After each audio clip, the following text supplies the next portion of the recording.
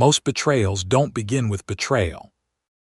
They begin with small signals, things that seemed harmless the first time you noticed them, things you explained away because you liked the person, because the relationship had history, because confronting what you saw would have cost you something you weren't ready to lose. The problem is never that the signs weren't there. The problem is that most people don't learn to read them until the damage is already done. By then, the person didn't suddenly change.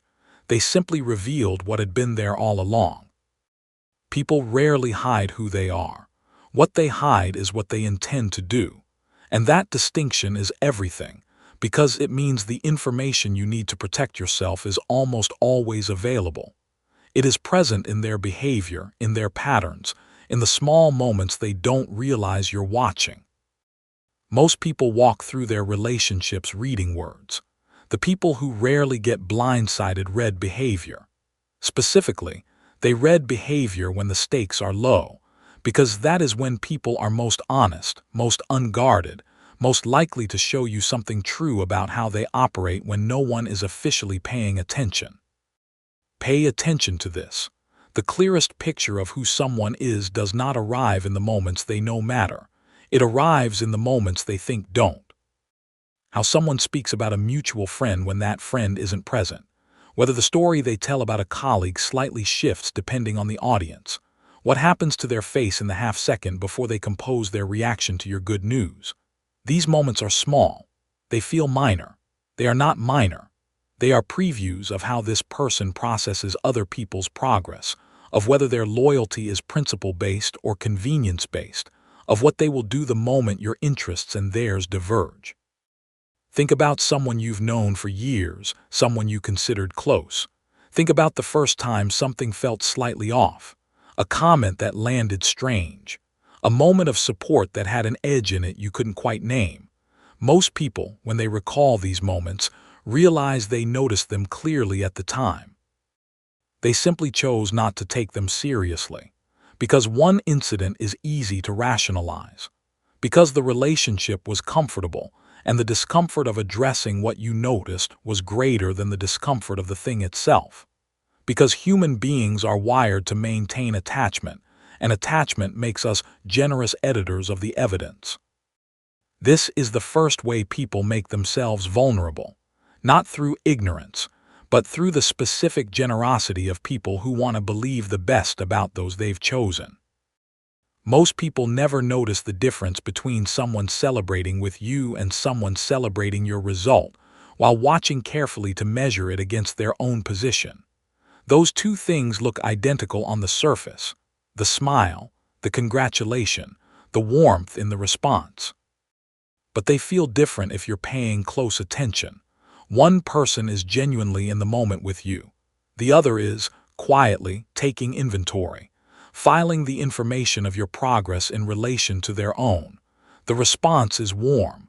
The internal experience that generated it is something else. Here's where it becomes dangerous. This kind of observation doesn't announce itself. The person doing it is often not consciously aware they're doing it. Envy, at its early stages, does not feel like envy to the person experiencing it. It feels like awareness, like reasonable concern, like honest comparison.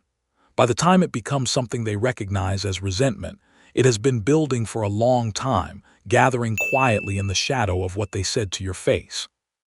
The surprising thing is that the people most likely to feel this way about you are often the ones closest to you, not strangers. Not competitors you never speak to. People inside your circle, people who know your life in detail, who have watched your decisions, who have measured their own progress against yours often enough that a gap becoming visible doesn't feel like your success to them. It feels like they're falling behind. And falling behind, in the human emotional architecture, produces a response that is very hard to distinguish from support until you know what you're looking for. Watch what happens when you share good news with someone in your immediate circle. Don't watch the words. Watch the timing of the smile. Watch whether the first response is warmth or a question that subtly redirects. Watch whether the conversation spends more time on your success or more time introducing reasons it might not last, reasons to be cautious, reasons why the situation is more complicated than it appears. The person doing this is not necessarily doing it deliberately, but they are doing it, and the pattern, across enough instances, tells you something important about whether their investment in your life is in your growth or in the maintenance of a specific dynamic between you. Pay attention to this, because it is one of the most consistent signals available to you. People who genuinely want you to do well are comfortable with you changing. People who need you to remain a certain way are not. The friend who subtly discourages a new direction you're considering. The family member who responds to your ambition with consistent doses of practical concern that always, somehow, arrive at the same conclusion, that you should stay where you are. The colleague who supports your ideas in the meeting, and then, in the quieter conversations that follow, introduces small doubts that aren't quite criticism, but aren't quite support either. What these people share is a preference for the version of you they have already calibrated to. That version is comfortable. It is known. It does not challenge their position or their self-perception or the specific dynamic they've built with you. Growth disrupts all of those things, and the people for whom your growth represents a disruption rather than a celebration will, very consistently, make their discomfort felt indirectly, plausibly deniably, in ways that can always be explained as concern. This is what people miss. The delivery is always reasonable. The effect across time is erosion. Look closely at what happens when your life begins to change in a positive direction. When you take on something new, when a door opens, when you start moving towards something that matters to you. The people who belong in your life will feel the energy of that and respond with genuine energy in return. They will be curious about it. They will ask questions that come from interest rather than anxiety. They will offer help before you ask. They will be visibly pleased in a way that doesn't require them to be the first to mention your success, but doesn't require them to be the last either. The people who don't belong in your life, or who belong only in a particular version of your life, will become subtly more difficult during exactly these periods, more demanding of your time and attention, more likely to surface problems that require your focus, more likely to remind you of your responsibilities, your history, your obligations to whatever stable thing they represent. It is not always conscious, but the timing is rarely coincidental. Growth is, for certain people, a threat, and threats produce behavior. The behavior is almost always rationalized as something else. Watch it anyway. The uncomfortable truth is that most people, when they think about betrayal, think about dramatic moments. The obvious lie, the direct act of aggression, the moment when someone's intentions are unmistakable. But that kind of betrayal is actually relatively easy to handle because it's legible.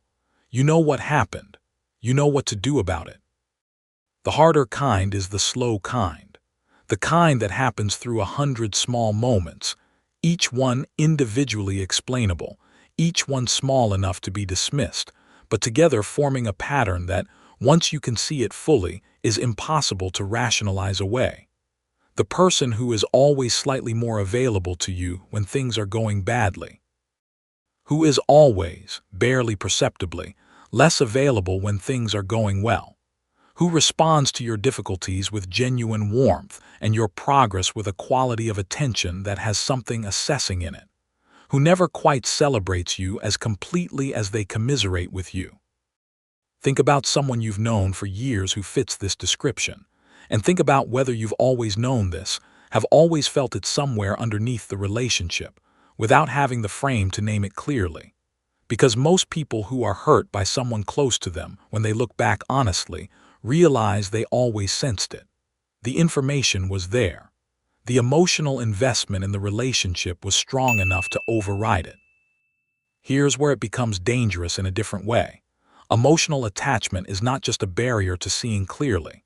It is something that certain people, not all people, but certain ones, intuitively understand they can use.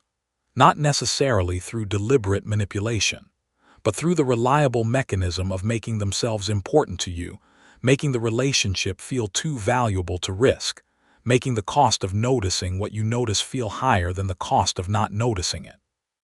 Pay attention to this, because it is perhaps the most important pattern of all. The person whose position in your life depends on your need for them will, consistently, do things that increase your need. They will make themselves indispensable during vulnerability. They will be present in ways that create emotional debt. They will, over time, become the person you feel you cannot afford to alienate. And that feeling, once established, is one of the most effective constraints on your behavior and your perception that another person can create in you. This is not always sinister. Sometimes it is simply the dynamic of people who are afraid of being left behind attaching themselves to the people they believe are moving forward. But it produces the same result regardless of intent. You are less free in the relationship than you should be.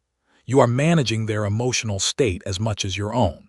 And the management of their state requires, consistently, that you not move too far, not grow too fast, not become someone they haven't pre-approved. The surprising thing is how often this masquerades as loyalty. The person who needs you to stay the same can make that need look from the inside of the relationship like depth of attachment, like devotion, like the kind of bond that is rare and worth protecting. And it may have been all of those things once, but it has become something else, something that serves their stability at the cost of your growth.